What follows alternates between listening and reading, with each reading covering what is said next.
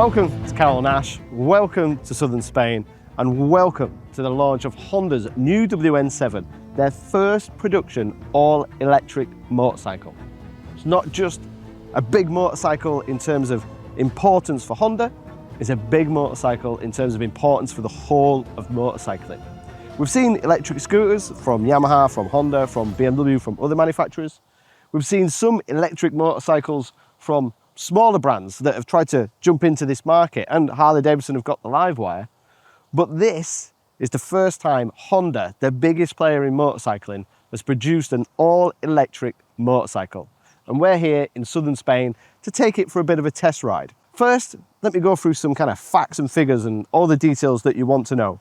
So there's essentially two different models. There's the 18 kilowatt version and the 11 kilowatt version. So this is eligible for A2 license holders, and then there's obviously a model that can be restricted for A1 license holders. So that's for 125 riders. We've got a power output of 50 kilowatts or 11.2 kilowatts. Acceleration is impressive, 3.9 seconds to 50. And if I remember rightly, it is 4.6 seconds to 100 kilometers an hour, which is essentially similar to a CB500. It's fully electric, which means no clutch, means no gears, twist and go.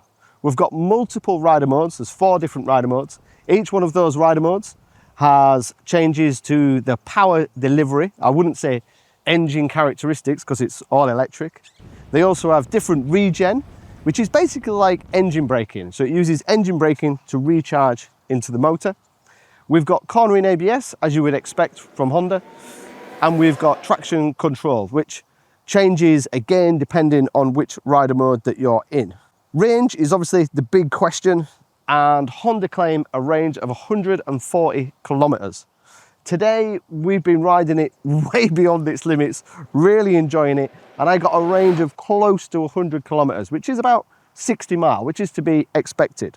In terms of recharging, that's the big talking point as also for me, because if you want to charge it just normally, you're looking at 2.5 hours to charge it with a Mode 3 fast charger at home. If you're going to use just a 3-point socket, you're looking at, I think it was 5.5 hours from 0 to 100%. But this bike, this electric motorcycle, is accessible for the CC-S2 chargers, the ones you see at services up and down the UK and in supermarkets. And if you use one of those chargers, it will go from 20 to 80% in just 30 minutes. So in theory, you could do 40, 50 miles, maybe 60 miles of decent riding, pull into the services, supermarket, grab a quick coffee, take some pictures on Instagram. 30 minutes later, you're back up to 80% charge and ready to go again. I believe it's the only motorcycle in the industry at the moment which is compatible to those fast chargers that we see so commonly up and down the UK.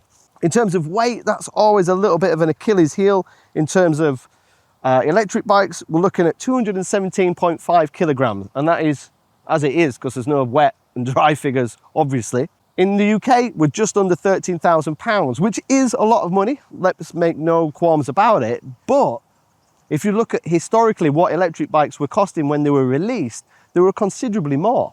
And obviously, you've got no running costs in terms of fuel, depending on where you charge it. The actual rake, trail, wheelbase, and all those kind of mechanics that go into a motorcycle, well, Honda have been producing bikes for nearly 80 years. So they know what they're doing. Essentially, it's pretty similar to the Honda Hornet CB750 in terms of rake and trail. The wheelbase is actually a little bit longer, which I assume they've done that because of the battery. The battery is the main frame. So you've got the battery, bolt on the headstock and the forks, bolt on the back end and the shock, and give it belt drive, not chain drive, and away you go. Interestingly, we've got just a 150 rear section tyre, not a 180 or a 160. So it looks quite slim and quite narrow from the rear. And I think they've also given it a narrower rear tyre because the wheelbase is a bit longer, and we've got a belt drive that's quite wide. So it's all about access and availability. If you look at the bike from the front, hopefully we can throw this in the B-roll, it's incredibly narrow because petrol manufacturers and petrol motorcycle designers are they've got their hands tied a little bit because they've got to have an exhaust, you've got to have an intake, you've got to have displacement, you've got to have 4 cylinders in line or 2 V twins or however you want to configure the engine. You've got to have a big fuel tank. You've got to have all these things that kind of add bulk. And then you've got all the Euro 5 regulations about how far the exhaust must be out and the catalytic converters and the silence and so all this adds bulk and weight and size and width to a bike that should be quite narrow. When you look at this, the designers have got the battery and that's kind of it. It's almost, the bodywork is almost as wide as the forks. The widest bit is the handlebars. It's come really, really narrow with a 800mm seat height that is almost motocross in design. We've had 65 kilometers to do today, just to ride it around town here in Malaga, and then actually go up into the hills and have a bit of a spirited ride. I've ridden a lot of electric bikes previously, even had to go out racing a few in my past.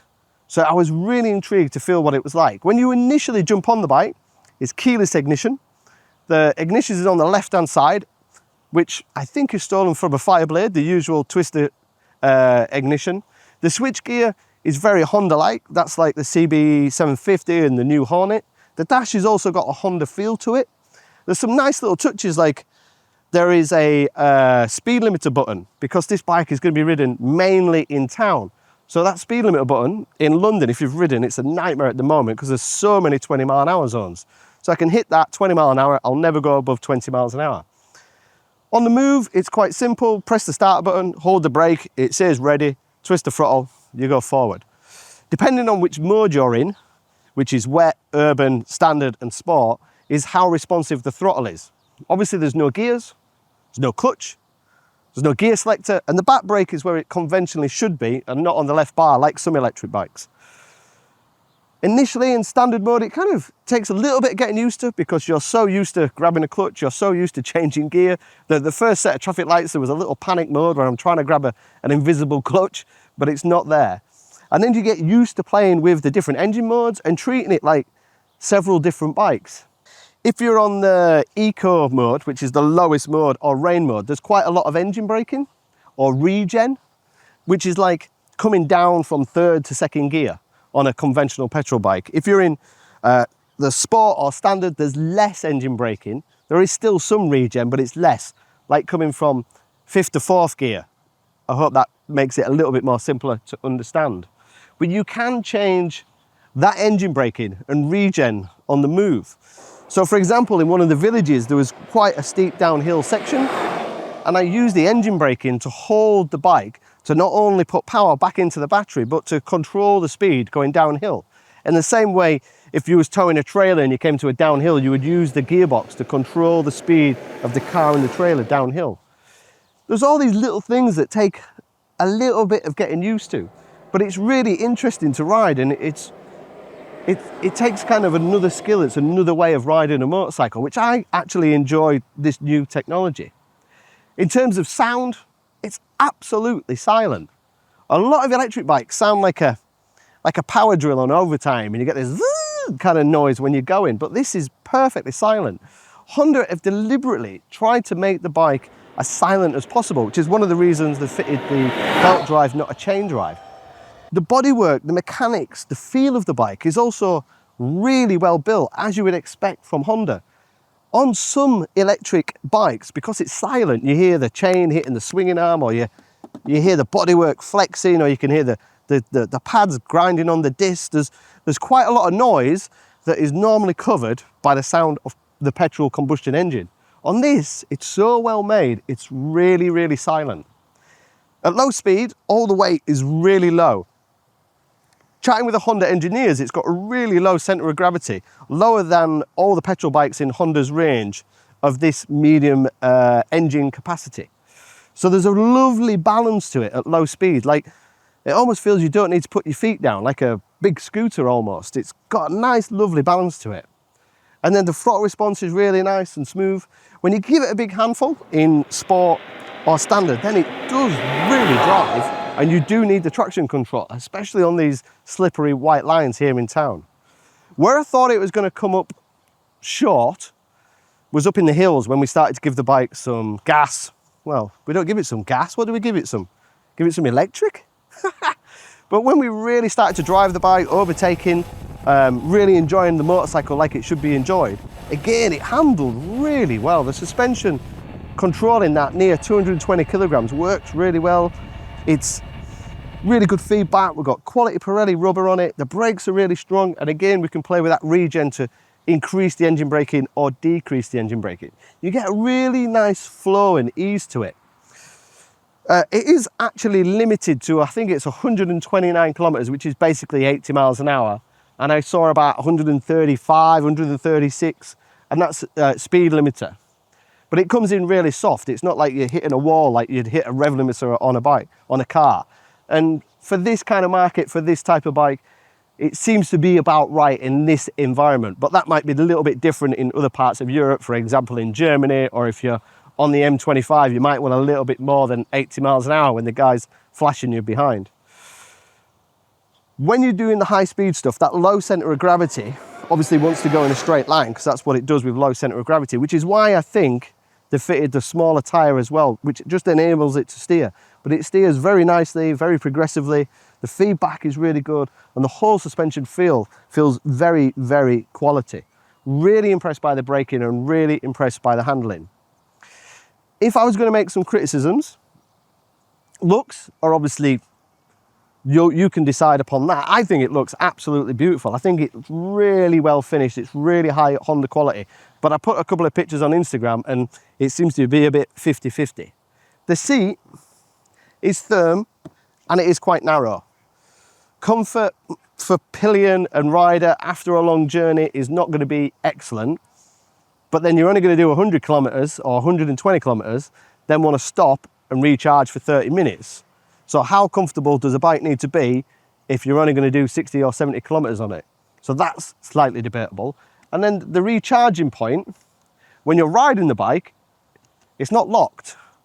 And I don't know if I'm lazy, but sometimes I'll ride a bike and put my elbow on the dummy fuel tank and it pops up.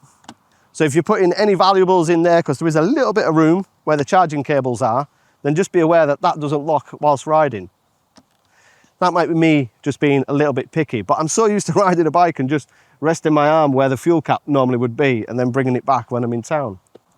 I guess the other criticism you could make is price, because it's going to be near £13,000. But if you look at other bikes in this segment, they're all priced around the same thing, and it's what we're comparing it to. Are we comparing it to a Livewire? Are we comparing it to Zero? Are we comparing it to BMW CO4, their big scooter, which I think is 11 and a bit? There's going to be PC prices that are going to be available in the UK. They haven't been released yet. So it depends how you're buying the bike and what depreciation is going to be like. But these bikes are going to be available from Honda dealers. It's not going to be a specialist Honda dealer that deals in just electric bikes. It's going to be available from Honda dealers throughout the UK, which I think is 50 to 55 dealers. I think it's going to be really interesting when people get to ride the bike. I think they're going to be really surprised. Each Honda dealer is going to have a demo.